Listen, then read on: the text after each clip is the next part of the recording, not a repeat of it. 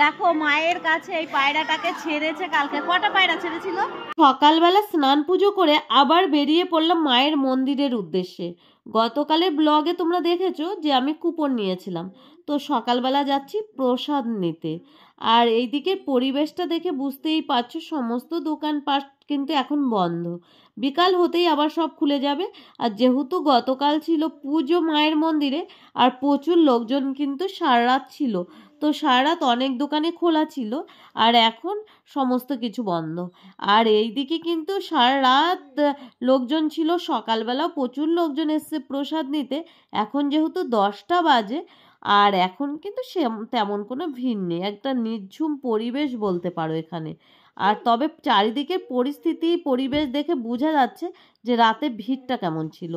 তো যাই হোক, মায়ের মন্দিরে সকালবেলা চলে এলাম, একটু স্নান না করে এলেই বা কি ভালো লাগে প্রসাদটা নিতে। তো এখন আমি প্রসাদ নিয়ে নিচ্ছি। আর এই দিকে দেখো মায়ের মুখটা তোমরা একটু দর্শন করো। তো এখানে মায়ের মুখটা দর্শন করে কিন্তু একটা আলাদাই শান্তি হয়।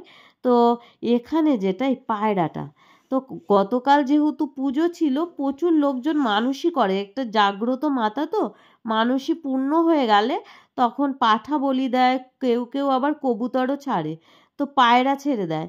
তো আমি বললাম কতগুলো পায়রা ছেড়েছে, বলছে প্রচুর পায়রা ছেড়েছে, এই একটা পায়রাই এখন আছে। কি হয় বলো তো, যারা মানসিক করে তারা ছেড়ে দিয়ে যায়, আর কিছু লোকজন আবার থাকে তাদের ধরে নিয়ে যাওয়ার জন্য, যে হয় না যে ছেড়েছি পুজোর নামে আমি বাড়ি নিয়ে গিয়ে পুষবো, এইভাবে প্রচুর পায়রা কিন্তু অন্যরা নিয়েও যায়। তো এরকম একটা দুটো পায়রা এখন আছে, তো এটা ওরা ধরেছিল বলে আমি একটু আদর করে দিলাম। আর গতকাল কিন্তু প্রচুর পাঠা বলি হয়েছে, কেউ বলছে 42টা, কেউ বলছে 48টা।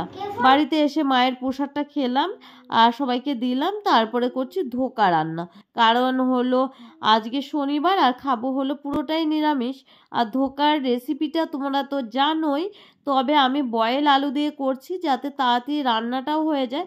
আর কড়াইতে প্রথমে না ডাল সিদ্ধ করেছিলাম, যার জন্য কড়াইটা সেই লেগে যায় না অনেক সময় ডাল, যার জন্য পুড়েও গেছে।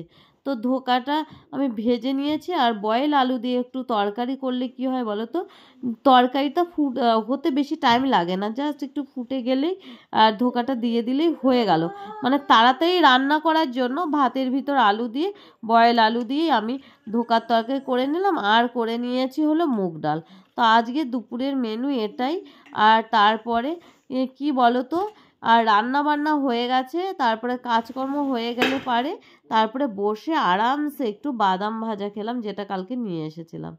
তারপরে স্নান করে ব্যাস একটু হলো খাওয়া দাওয়া। আর ওরা খেলছিল সে আবার রং দিয়ে, তো সেগুলো ধুয়ে নিলাম। তারপরে এখন যাচ্ছি মনাকে নাচের ক্লাসে দিতে। আর নাচের ক্লাসে দিতে যাব, তারপরে 1 ঘন্টা যেতে না যেতে আবার আনতে যাও। আর এদিকে আমার ছেলেকে তো চেনোই, ও আমার সাথে যাবে, কারণ একা থাকবেই না। আবার পুজোর জল নেওয়া আছে, বুঝতেই পারছো কাজকর্ম চলতেই থাকে। সন্ধেবেলা আবার ওদের ব্রেড জ্যাম দিচ্ছি। আর তারপরে হলো দুধটা গরম করে দেবো। আর আমার ফ্রিজের এমন সমস্যা হয়েছে, সব কিছু বরফ হয়ে যাচ্ছে। দেখো দুধটা রেখেছিলাম একদম বরফ হয়ে বেরিয়েছে। তো দুধটা খেয়ে তারপরে চলে আসলাম মাসির বাড়ি, পুজো ছিল কালী পুজো। তো আজকের দিনটা ভালোই বলতে পারো, সারাদিন প্রসাদ খেয়ে কাটিয়ে দিলাম। তো এখানে এসেও বেশিক্ষণ বসিনি, যেহেতু এদের সামনে পরীক্ষা। এসে মায়ের সাথে একটু মায়ের মুখটা দর্শন করলাম। আবার আমার মা ছিল, মায়ের কাছে একটু আমার মেয়ে বসলো, একটু কথা বলে মেসোর সাথে একটু কথা বলে তারপরে প্রসাদ খেতে দিচ্ছিল, খাওয়া দাওয়া করে একদমই দাঁড়ায়নি বলতে পারো, বেরিয়ে চলে এসেছি। তো আজকে ব্লগটা এই অবধি, ভালো থেকো সবাই।